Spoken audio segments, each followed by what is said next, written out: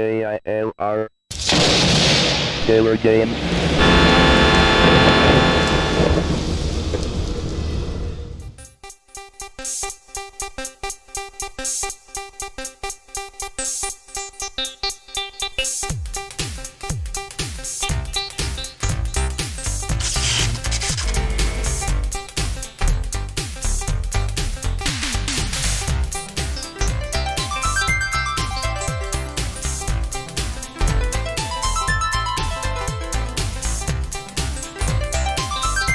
Hello, gamers, simmers, and pilots. I am the Killer Gamer, and welcome back to the tour around the world, featuring the one and the only Sublogic Flight Simulator 2 for the Commodore Amiga. Something that is very near and dear to me, the Amiga. For those of us who have grown up with Amigas, we have that special bond with each other. We get it. We understand. Let's go ahead and talk about the flight that we got going on for today. So we are here at Capital City, which kind of makes me think of Spatula City. Spatula City. Buy 2 spatulas to get the third one for just 1 penny.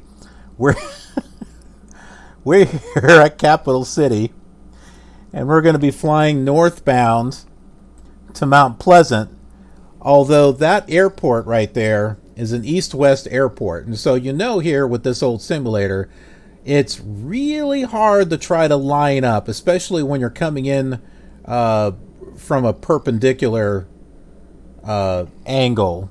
So what we're going to do is we're going to turn into Saginaw right here. We'll fly directly to Saginaw, and then we will depart Saginaw on a 290 right there. Not that. Yeah. 290 vector, which will get us lined up. Well, not lined up, but it will get us in the right area to line up with runway 27. So there you go. That is the master plan that we've got.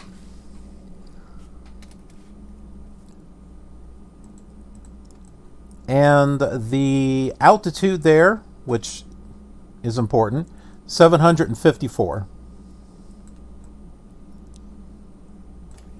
So just a little bit, like 100 meters less than what we have right here. So need to keep that in mind as we're landing so we know how close to the ground we are. Let's get the VOR tuned in. It's 112.9.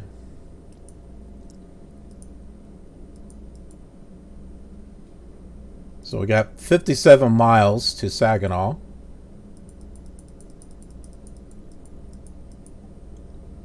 Okay, this one here, we will center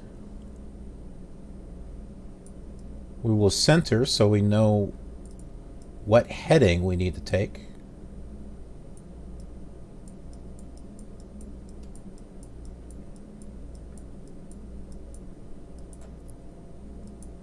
There we go. So we need to do a heading of 034 to get to Saginaw. And then this one right here, we said we were going to set to 290. So we'll capture the 290 radial, and that should take us and get us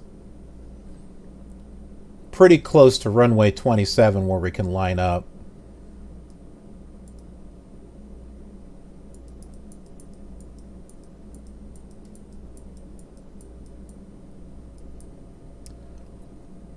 There we go. Some basic bare bones navigation there. And this is something that I like to do on the modern simulators. And I want something like this on Flight Sim 2020. Is a very, very basic plane. The Cessna 152 comes close to that. Where it doesn't have a Garmin or something on there. At least I don't think it does. So you have to kind of use your OBS, OBI, whatever, and your nav radios. It doesn't have any distance measuring equipment, which is annoying as heck. How could you have nav radios and don't have a DME installed? I would think that's kind of important. But I digress. And I digest. But anyway, we'll go ahead and get the engine started.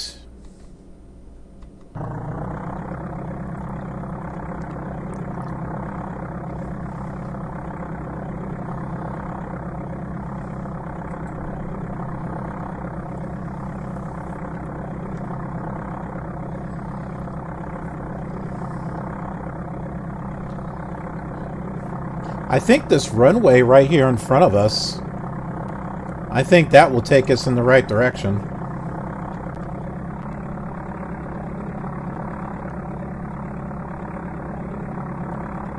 Ah, see? The frames per second are a bit better. That's because it's not having to draw out all the stuff that it was drawing out before.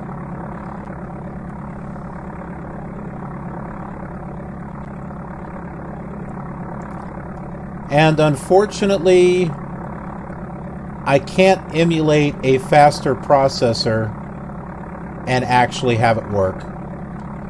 Well, or work correctly.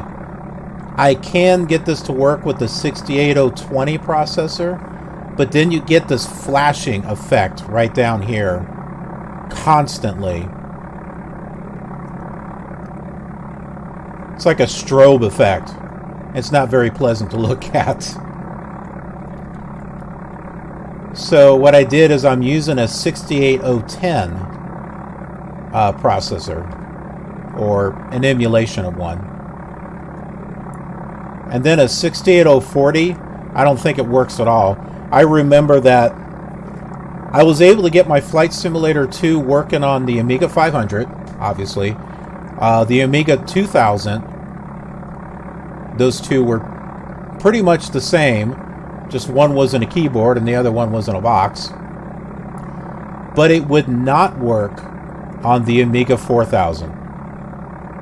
So when I got my Amiga 4000 and I couldn't get my Flight Simulator work, I was a little bummed out by that. But I think I still have my 500 though before...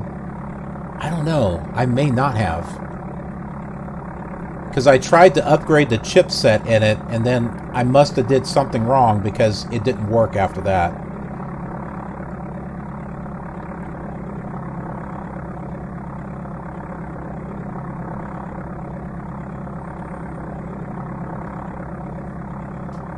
I've wanted to get it fixed for the longest time.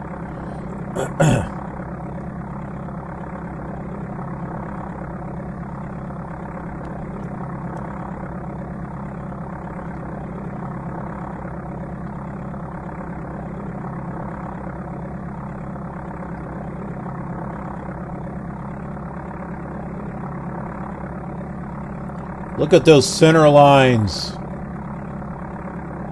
Big, nice, and thick.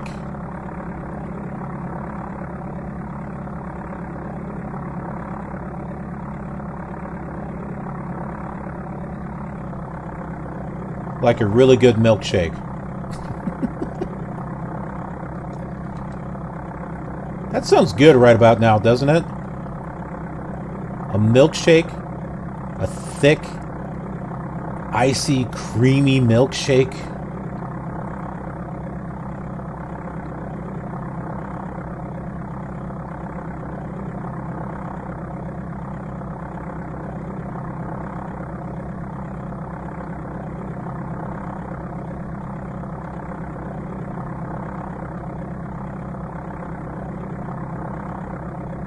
What kind of shakes do you all like, huh? What's your favorite shake?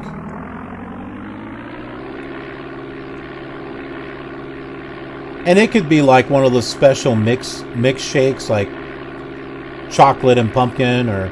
I'll tell you what my favorite is. Chocolate, banana, peanut butter. That's my favorite shake right there.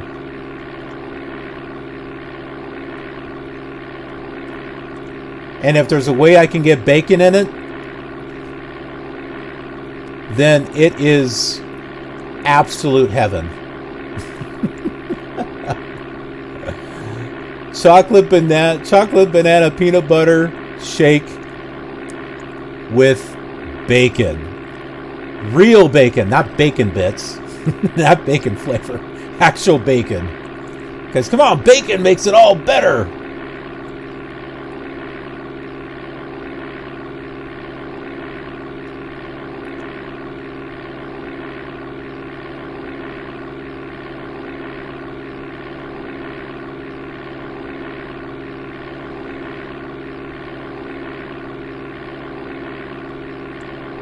Alright, we're turning to a heading of 034. We're close to it. I have to look at the compass here. I gotta adjust it here, on the gyro compass.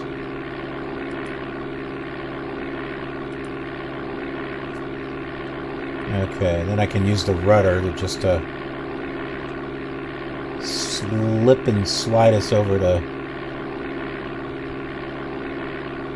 034. There we go.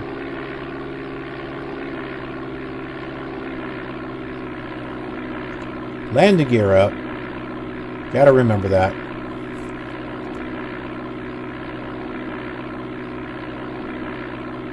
There's the airport behind us.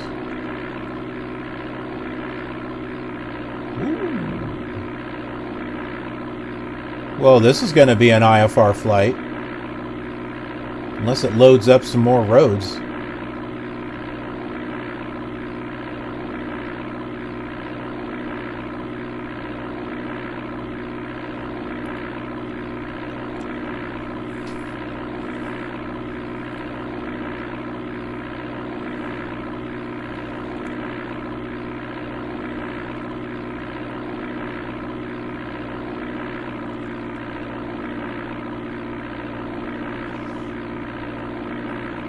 We still got scenery in that direction, though. You can see a little bit of blue here. So that's Lake Erie. It's eerie. It's scary. You can actually see the lake all the way from here at nighttime.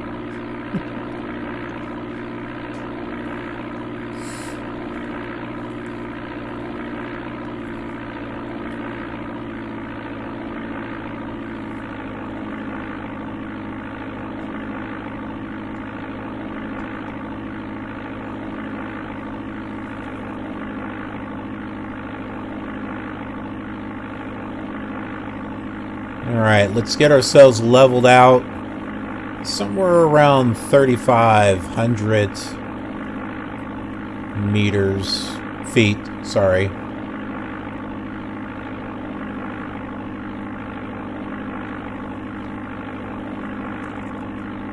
We do have a road over here to the left.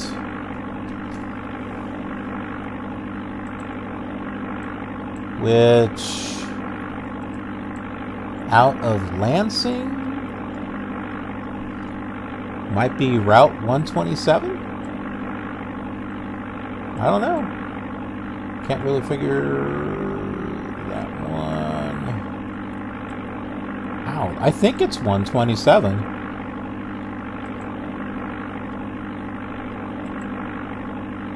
Here is the... nah, stupid thing.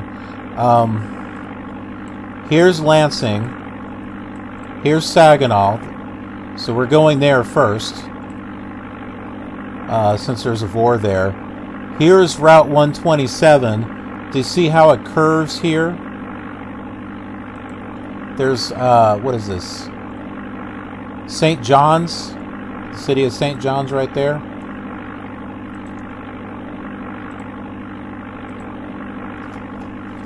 I think that's what we're seeing here.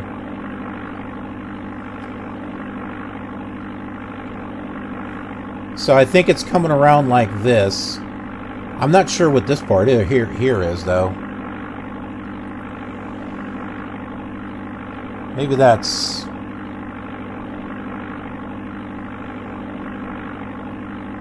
Road 21 or something. There is a road that goes off in that direction.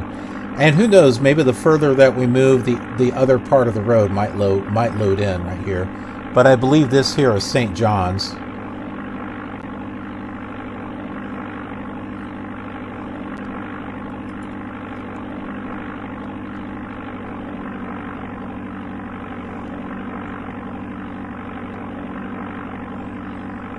Okay, we're above 4,000, so let's try to level off here. I want it to level off around 3,500, but...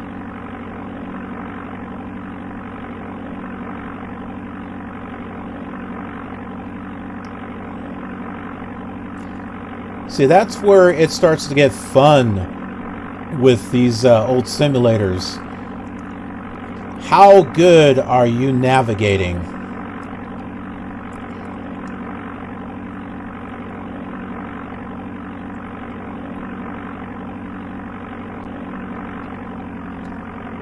So yeah, checking my instruments. We're on course, 48.8 miles away.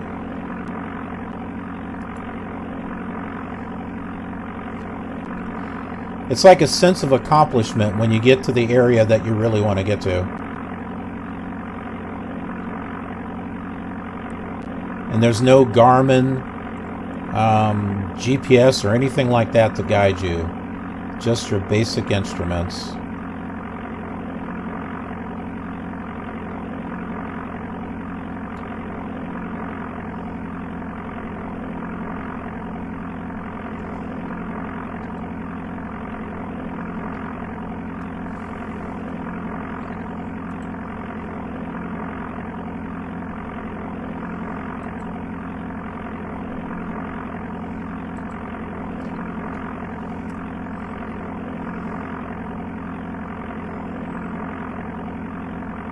Okay, starting to go down there.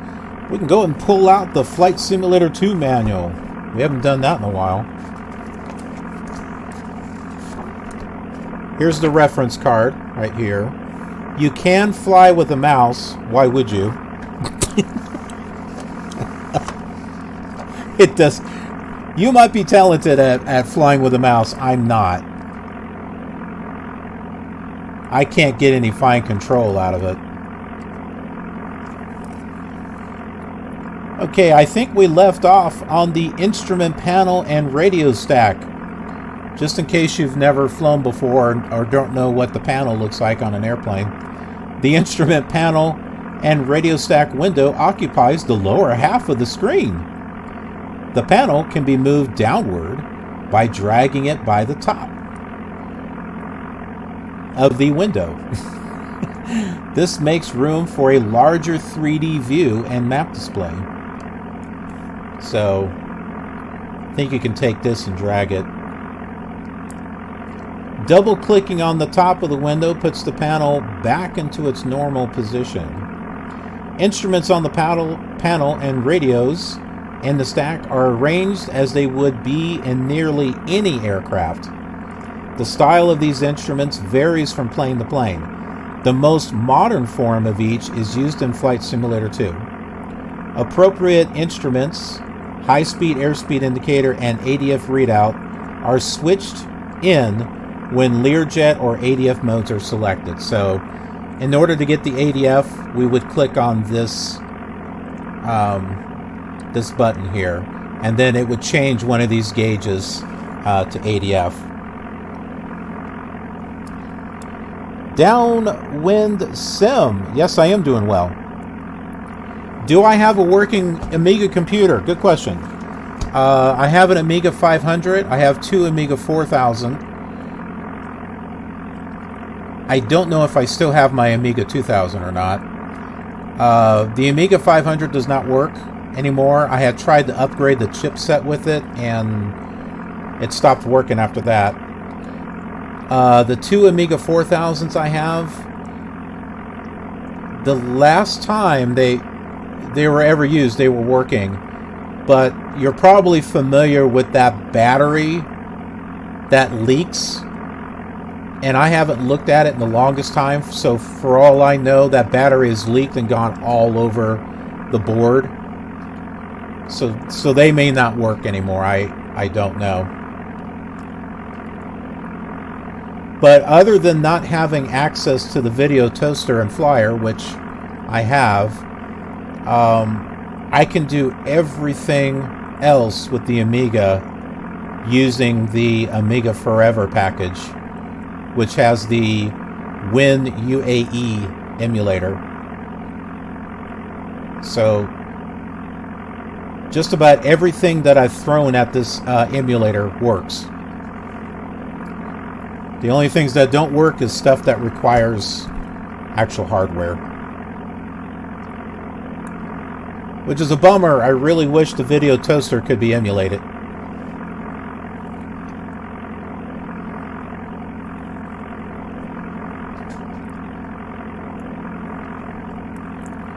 Yeah, give me a few years and I'll turn into a museum also.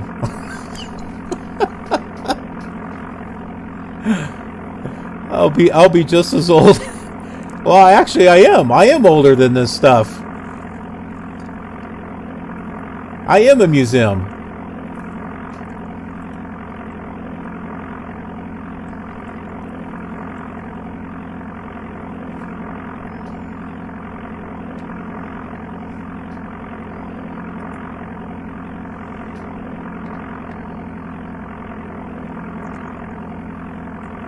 Do y'all remember the never-ending story?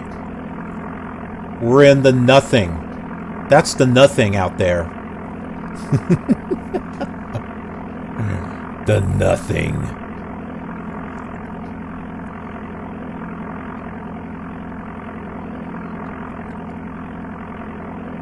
We do have some stuff off to the side, though, so all hope is not lost.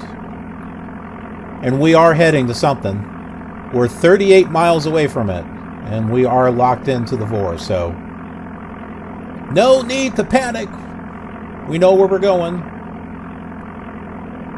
We're locked into Saginaw, and then from Saginaw, we're taking this 290 radial, and that will take us to the airport, which is at Mount Pleasant.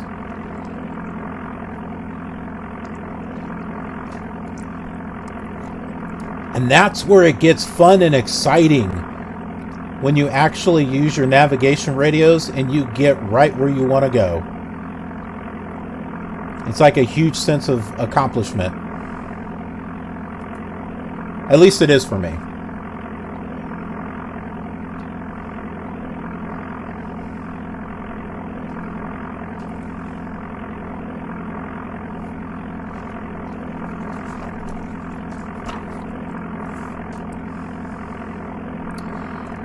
The standardized instrument cluster. The 6 basic flight instruments are grouped in the standardized instrument cluster shown in reference figure 1 and appendix 1 of this manual. Okay, where's the appendix at? I have an appendix.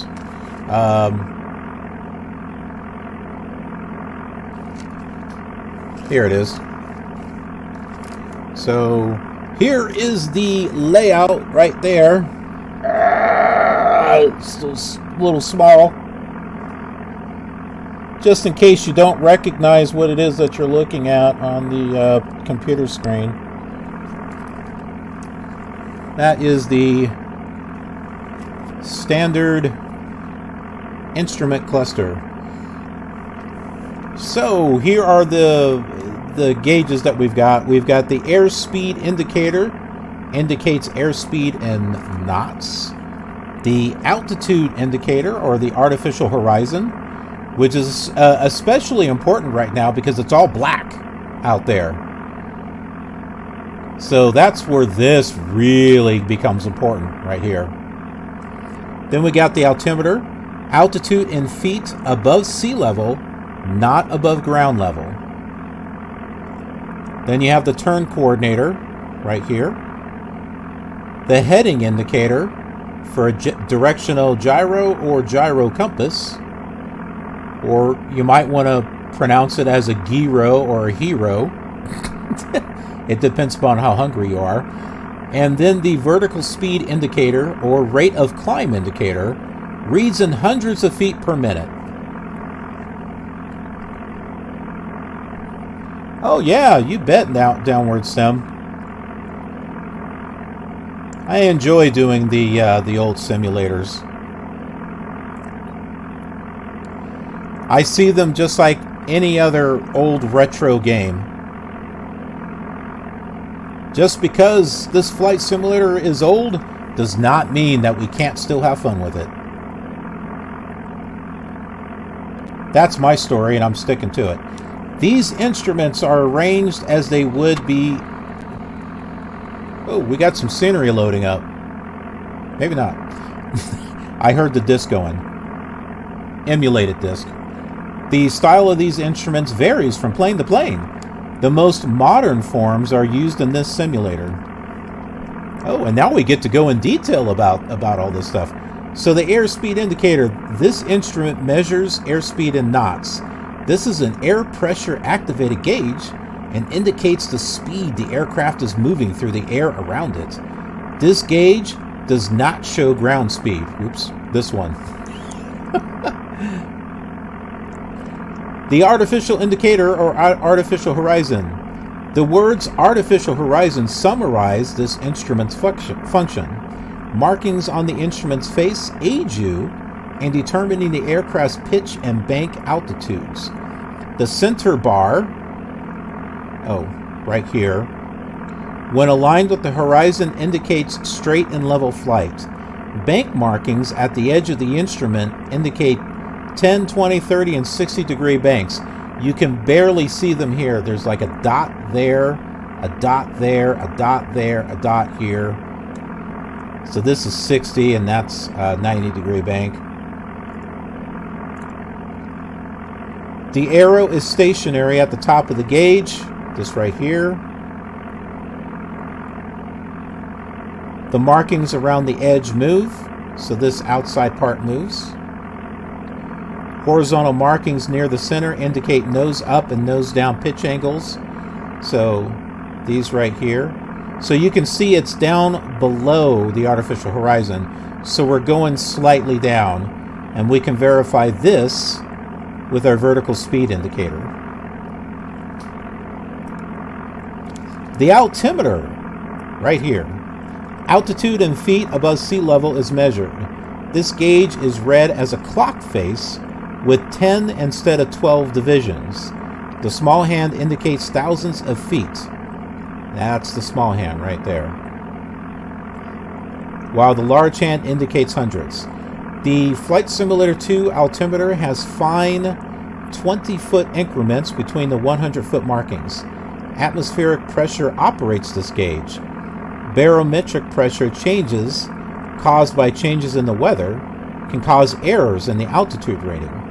So pilots flying below 18,000 feet must often calibrate this gauge to the barometric pressure of the airspace through which they are flying. So since there's no ATC to tell you what to set to, and if you notice that this little window here, well, it doesn't say anything anyway, other than M11 or whatever that is, you have to click this button here for the A. And this is why on modern simulators I have a habit of always hitting that A key as well as the D key here, because that's what I've done for the longest time on these old simulators. And so, you know, in the modern ones, when ATC gives you this or that, I'm just like, okay, it just I hit the keyboard shortcut.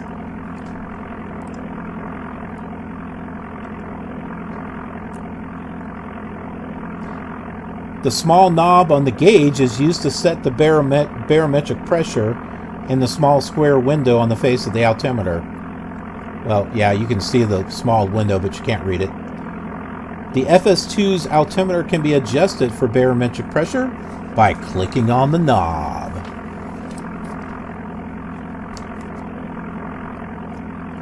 A small arrow near the outside of the gauge acts as the gauge's third hand. Oh, it's this right here. This little white thing right there, which indicates tens of thousands of feet. Remember, this gauge reads altitude above sea level, not ground level, at an airport at a 750 foot elevation. The altimeter reads 750 feet while sitting on the ground after barometric pressure adjustment. There has not been a reason for me to fly that high. I just need to fly high enough so that way I'm able to line myself up with the runway. And so when flying general aviation and the modern simulators, I tend to fly somewhere around 4,000 feet. And when I float on VATSIM, sometimes I put my flight plan in around 4,000 or 5,000 feet, and then they call back, "Is this correct? Is this correct? Are you flying this low?" Yep. They're like, "Well, we need you to fly at this altitude instead."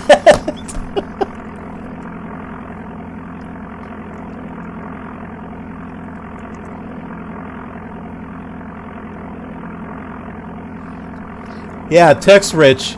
For that matter, it's a good thing that we are flying with a plane, with a simulator that has a DME. Because, you know, in the year 2020, planes apparently don't have a DME anymore. At least according to Asobo Studios and Microsoft. Because, you know, it's as real as it gets. So if it's as real as it gets, then planes must not have a DME anymore, according to them. The turn coordinator, the airplane front silhouette, right here,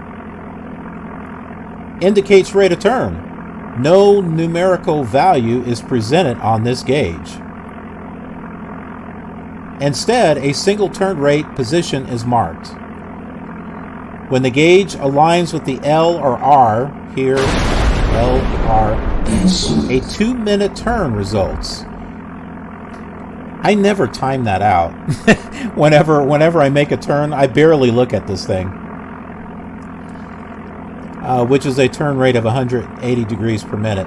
The turn coordinator, unlike the turn indicator gauge, used in some planes, uses a 35-degree canted gyroscope that reflects both bank and heading changes. Pitch, however, has no effect on this gauge. dbVetter. Yes, the Amiga 500, that was my first Amiga. And I also had this as well. And this is a lot of memories. And this is footage that I'm recording for my World Tour series, which is over on YouTube. And this would be flight number 37. 37. So this is the 37th flight, or 37th leg of the World Tour. Starting from Merosea Megs, because you got to, going through the default Chicago area, and then switching to scenery disc number 9, and going to Iowa and Wisconsin, back over to Illinois and across Lake Michigan into Michigan, down to Indiana, and then just recently crossing over into scenery disc number 11, which is where we're at right now, going to Toledo, Ohio, Detroit, Michigan, Capital City, which is where we were before this, and now we're flying to Mount Pleasant. Kicking the butt, huh? Yeah, so if you want to relive some old memories, you'll want to head over to the KILR TV YouTube channel. There's a link on the About tab. And there's a playlist with all that stuff in there. So you will have yourself a marathon that you can binge watch. It's actually quite a bit to binge watch.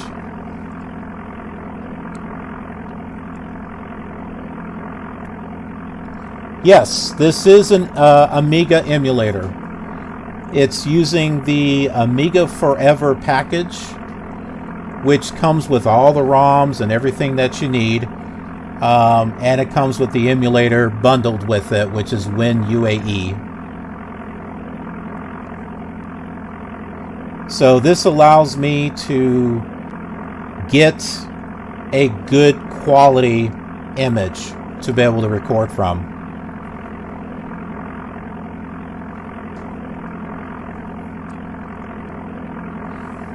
And if you like classic simulators, I also do videos and streams with the going back to Microsoft Flight Simulator 1. As well as Flight Simulator 5, 95, 98, going all the way up to Flight Sim 2020.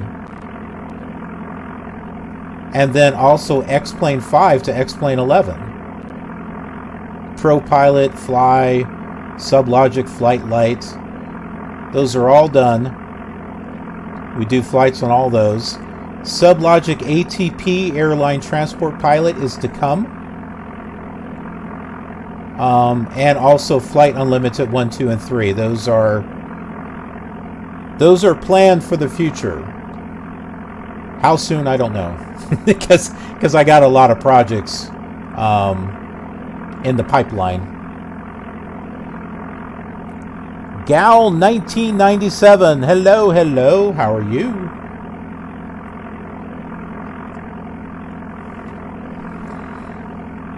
That airport that we're seeing up ahead, that is Tri-City Airport, which is in Saginaw. The Saginaw VOR is right smack in the center of that airport.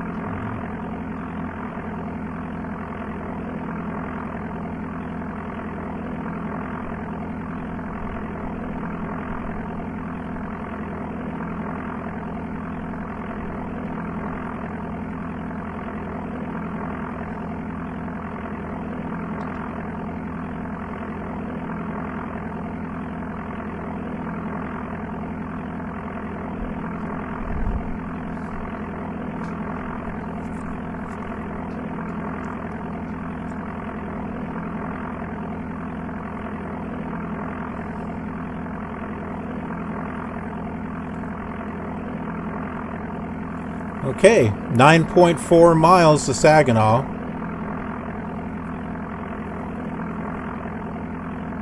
We're just about there.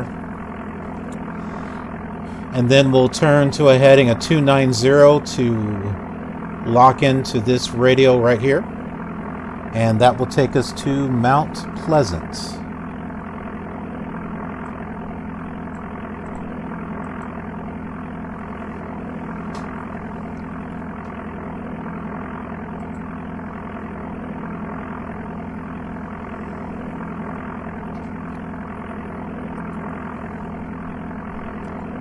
So now might be a good time for us to start getting lower in altitude.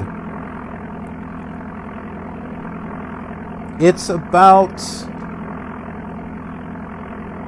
I'd say about 10-15 miles from Saginaw to Mount Pleasant based on the map.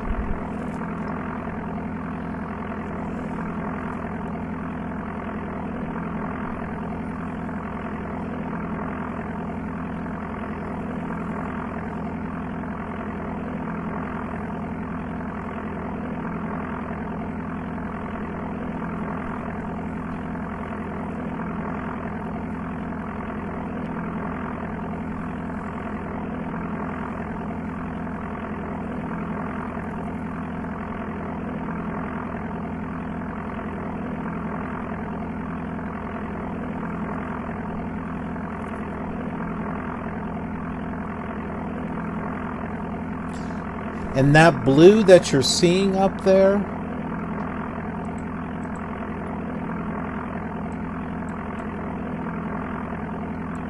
That is the Saginaw Bay.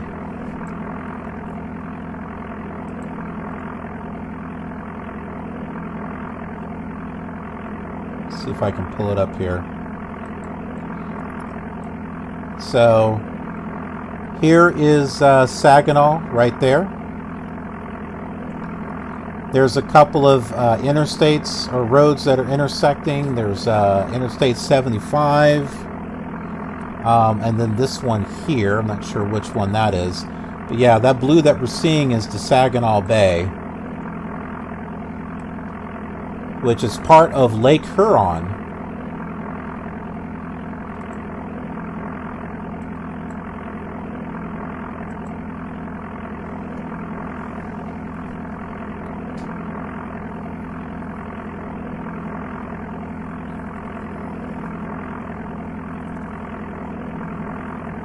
And we are 4.5 miles away there.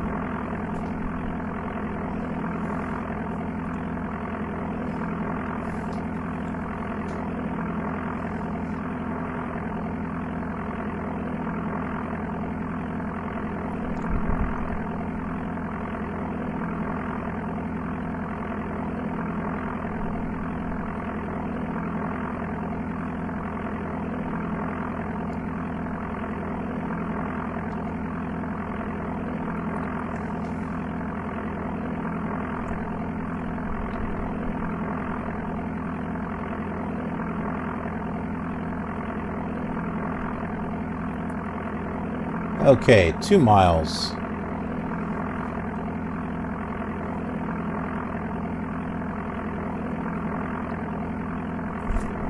See? We can do it.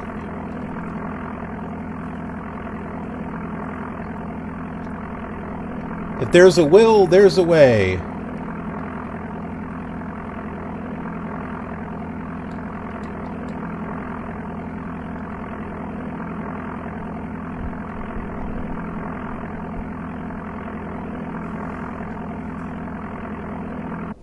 And there is something else that I have to fix. It's complicated, but it's trying to use my numerical keypad as a joystick, and so because of it, I can't center the rudder and the aileron, so I have to actually turn that part off.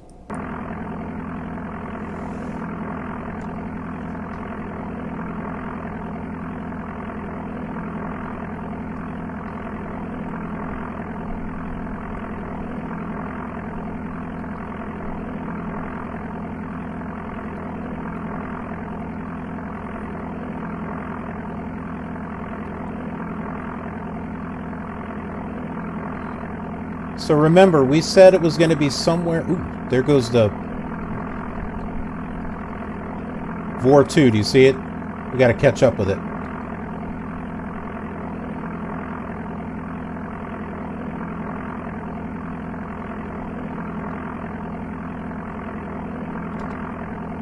Ah!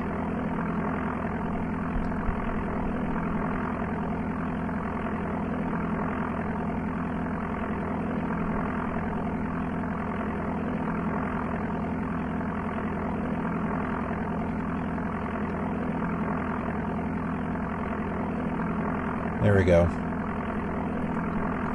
Remember, we want to catch this 290 radio, so... Radial. It's a Mexican wall. Radio. Alright, so we are... hanging back over here.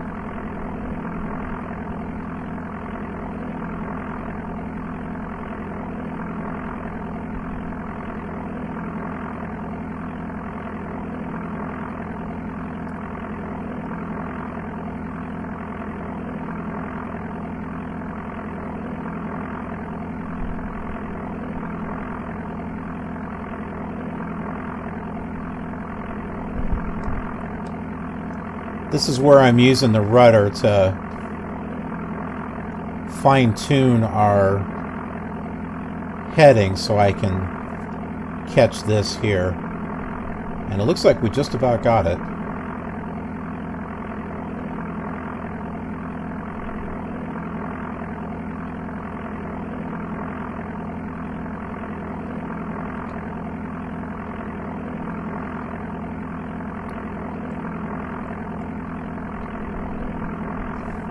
There we go.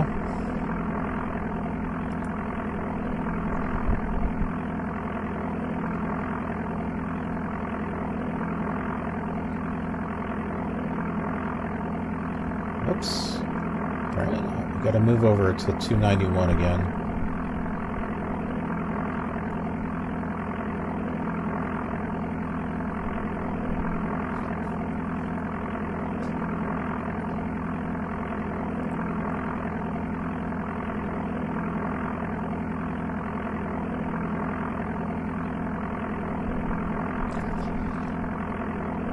So this will be interesting. I'm wondering, with the airport, are we going to see the runway, or is it just going to be line, you know, the center line out in the black? On the Commodore 64, it was just the center line, you know, it was just a slash, slash, slash. Because the color of the runway is the same color of this ground. So yeah, once again, you gotta utilize your navigational equipment to make sure you're in the right area.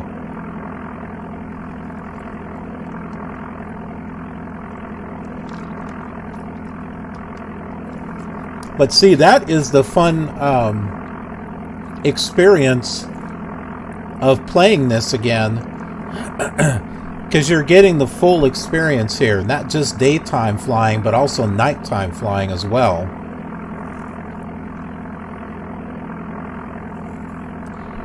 When doing flights, I would do kind of like I would do it like on a 24-hour type of thing, to where I always save the time when I finished the flight, and then I picked up from there, and so I had about as much nighttime flying as I did daytime flying. And I did that with Flight Simulator 5 in '98. Oh, I think I did it with FS9 too. And it was just neat while flying when the sun starts to go down or the sun starts coming up. You know, it's kind of like, I've been waiting for this.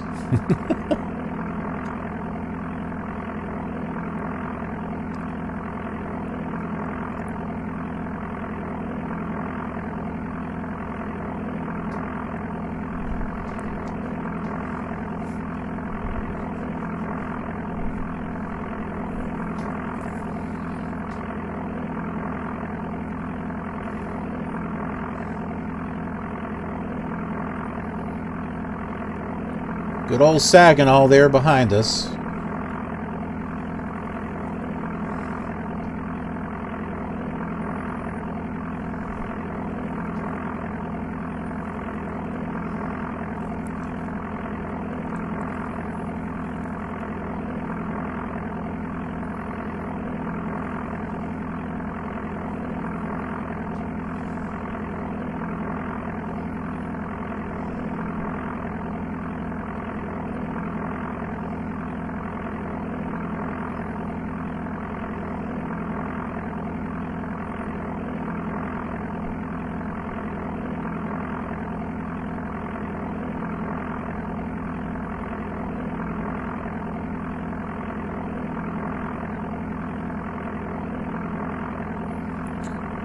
We're at 10 miles away from Saginaw. We should be maybe 10 miles away from the airport. This road just popped up here. So I'm thinking the airport itself is going to show up somewhere around here.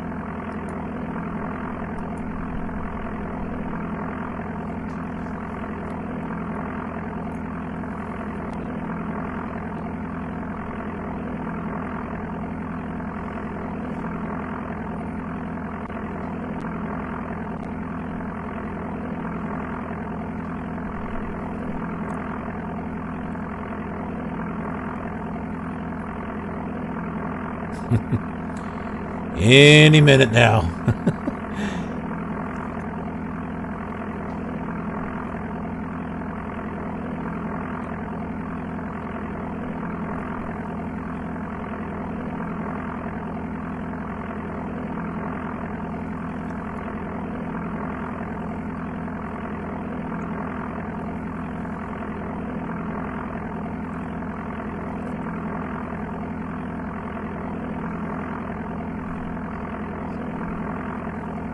Got more roads showing up. One just popped up there on the right.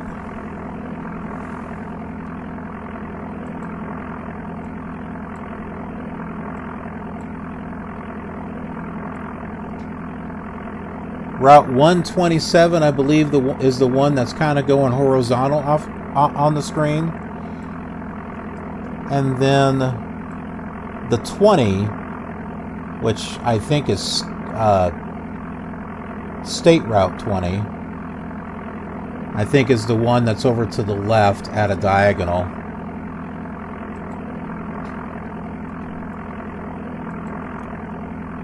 Because Mount Pleasant is right here where they meet. So the airport should be showing up soon. We're at 15 miles.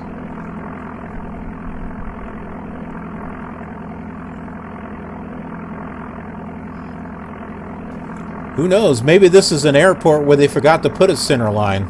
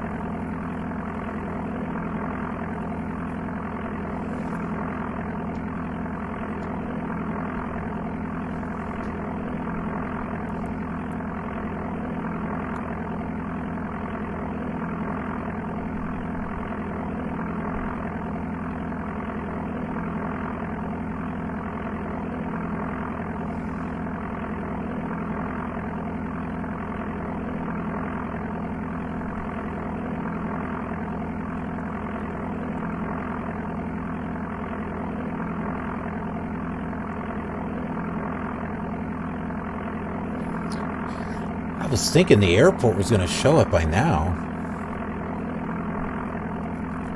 Maybe it was between 20 and 30 miles.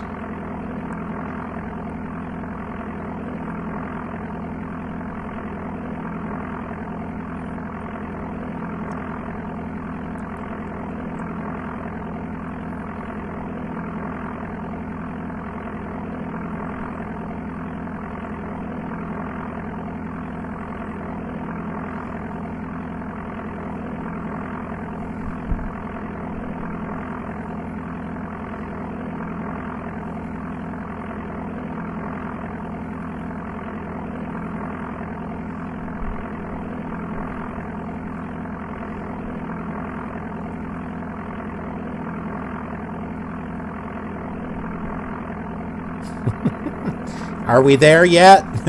Just a little further. Are we there yet? Just a little further. Are we there yet?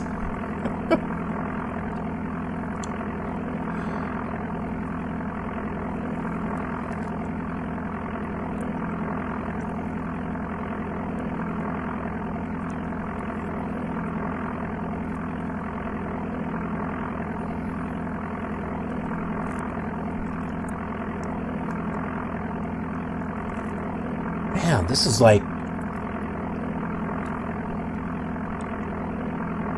waiting on anticipation.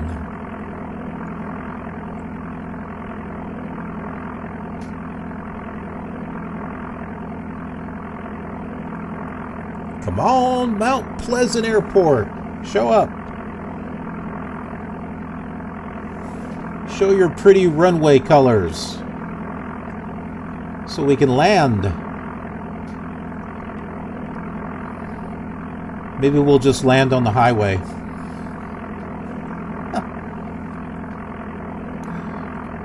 We may have to do that if it doesn't show up.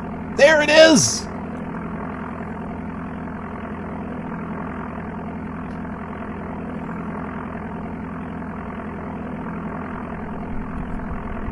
It's a white dash. See? Now we gotta wonder if we're actually if we're gonna be able to line up with it. I think it's at a diagonal here, because I see it at a slight diagonal with the two white dashes there.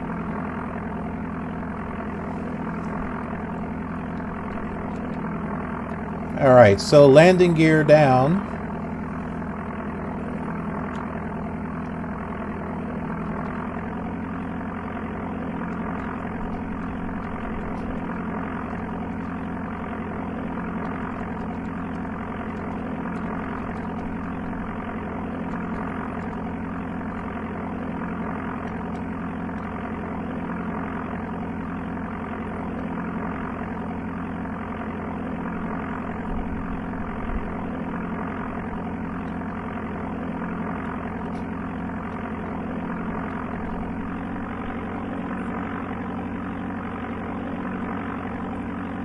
I gotta be careful, otherwise I'm gonna stall.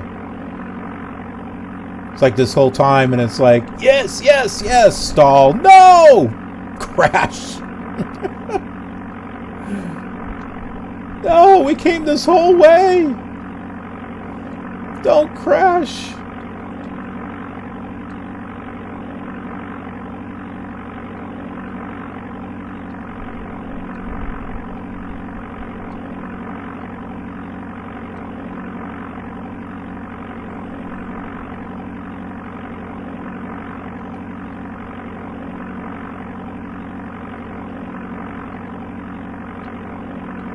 The real fun is we don't know how far away that airport is.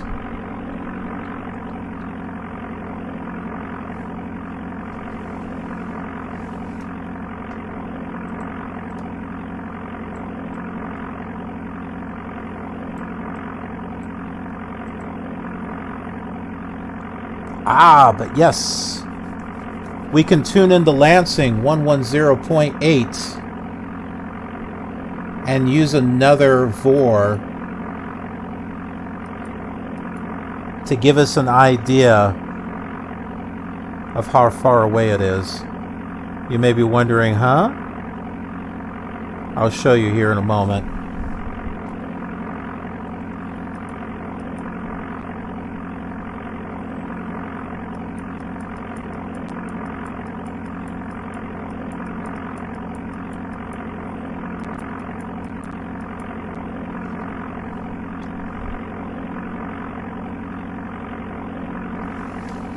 Okay, so I've got Lansing tuned in right here at a radio 015. We're going to be hooking this up with a intersection to give us an idea of how close we are.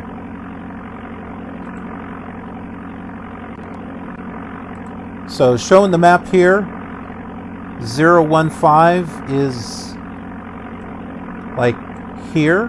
Whoops. something like right there, and coming out like this puts the intersection right about, I wish that would stop doing that, right about there. So that'll give us an idea of how close to the airport we are.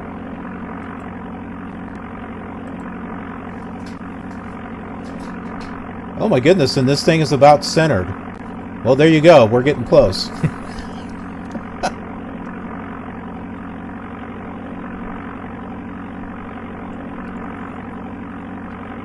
See how that works? So based on that intersection and the map key that has the little nautical miles on it, I'd say we're about 5 miles away.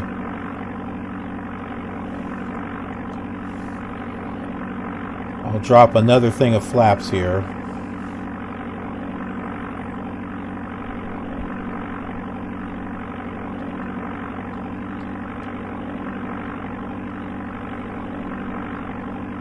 I don't want to get down too low because then I won't be able to see enough of the runway to be able to line up with it.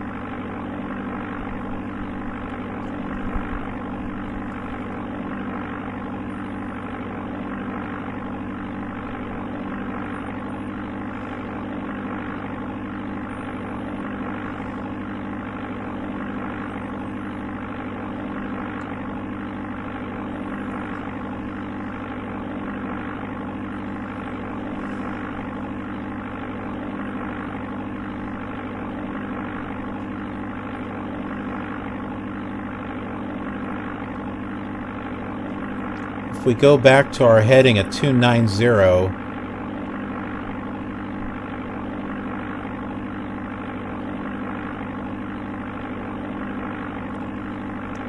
if you remember, that's what we looked at on the map before, and it came really close to lining up with runway 27.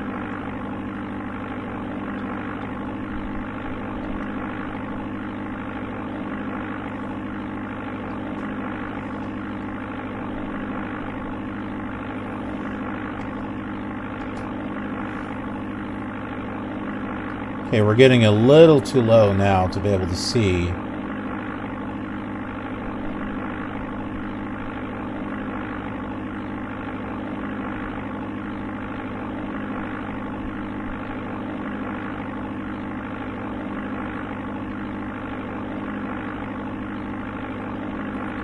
Come on, plane. Give me some altitude.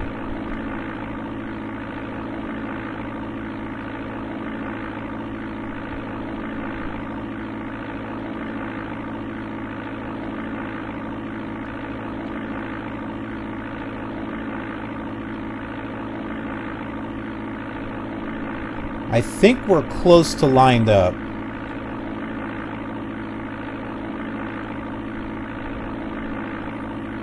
We may be off at an angle here.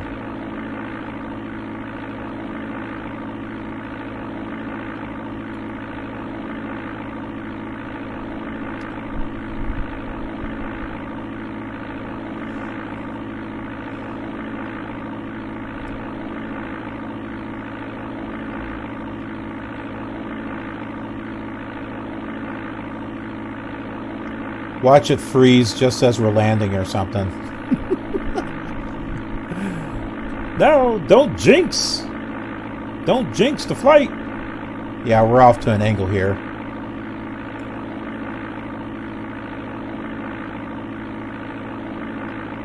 Bring it over here. So you might be able to see that the diagonal just a little bit. Right there, see? So yeah, not quite lined up.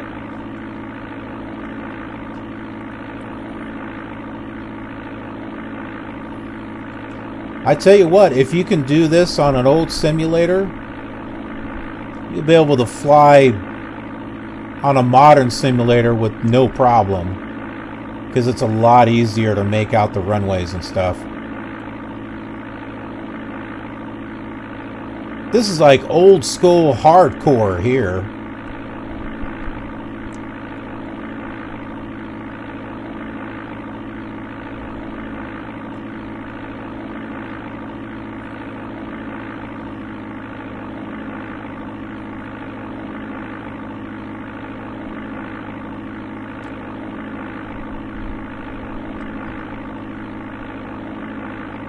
Okay, here we come.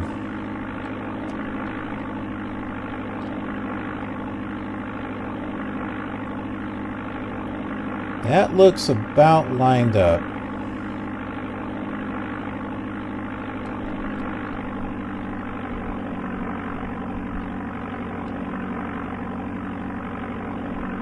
A little high.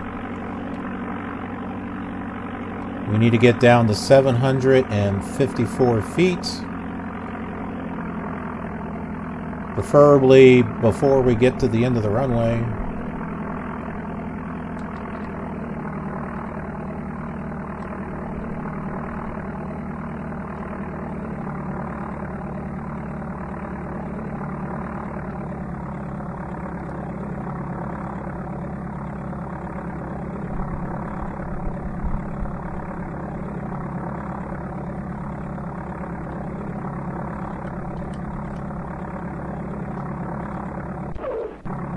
Hey!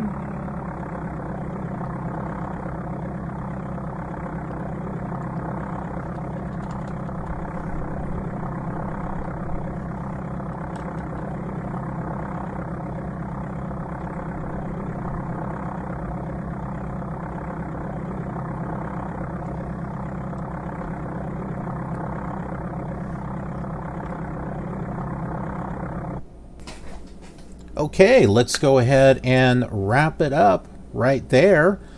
Being here at Mount Pleasant and flying during the night, kind of cool, you know, giving you a little bit of both daytime and nighttime. Now, we won't always do like a full nighttime flight, because I'm sure there's certain types of scenery that you would like to see, and when it's nighttime, kind of hard to see that. But we still want to give you that experience of being able to fly, or, you know, be able to see what it's like flying at night. I don't know how many people out there actually do it, especially with these old sims. But anyway, I hope you liked this video. If so, click that like button. It really helps out. Share the video, leave some comments. Give the video some activity. It helps with that whole algorithm thing. And if you're new here, hey, why not subscribe and be a part of our killer community? We got an awesome community here. And that notification bell, you know, that little ding-a-ling thing, that will notify you when future future live stream content, yeah, that too, but also flight simulation content that is uploaded to the channel. There's a lot of series on this channel, not just a world tour, but several others, and then there's all the other simulators. I've talked about them before. There's like a total of 29 different series, at least at the time of recording this. Who knows, I might have gotten some more up by now. And hey, we mentioned live streams earlier. I do that over on Twitch. Head over there and give me a follow. Show some support. It really helps me out. I don't get really anything for YouTube, but I do get something for Twitch. So head over there and hope to see you. And Instagram, I've got pictures and photos of projects that I work on behind the scenes, giving you a little peek of what's going on. Twitter, use that for official communication between you and us. We use that to communicate with you with killer updates and some retweets of news that we think that you might find interesting. Don't worry, we don't get into politics or anything like that. It would just fun news. And then Snapchat, speaking of fun things, that's just a fun platform. Once in a while we'll do something with that. And then Patreon, for those of you who would like to donate and support the channel and invest in it, and help me be able to grow this financially, I appreciate anything you're willing to do. Thanks so much for watching, and I will see you on the next leg of our exciting journey. Have a killer awesome day.